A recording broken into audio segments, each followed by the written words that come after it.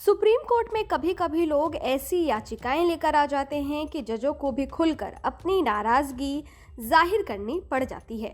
ऐसा ही एक मामला सोमवार को सुप्रीम कोर्ट से सामने आया, जिसकी वजह से वकील को चीफ जस्टिस DY चंद्रचूड़ की नाराजगी झेलनी पड़ी। दरअसल ये केस दुष्कर्म के एक दोषी से जुड़ा था।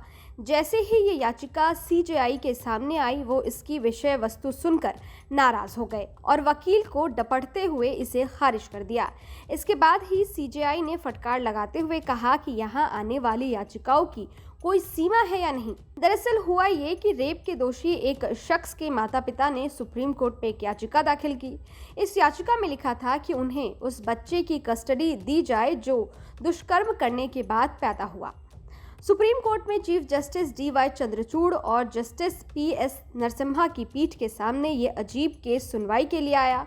उत्तराखंड के पौड़ी जिले के जाखरी खाल के एक युवक को रेप के लिए दोषी ठहराया गया था। ये याचिका दुष्कर्म के दोषी की मां की ओर से लगाई गई थी।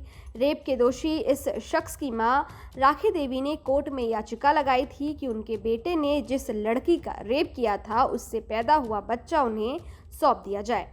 इस याचिका की विषय वस्तु जानने के बाद CJI जस्टिस चंद्रचूड़ नाराज हो गए। उन्होंने याचिका खारिज करते हुए कहा कि यहाँ आने वाली याचिकाओं की कोई सीमा है या नहीं। रेपिस्ट के पेरेंट्स की याचिका लेकर उनके वकील अजय कुमार तलेसरा कोर्ट रूम में पहुंचे थे।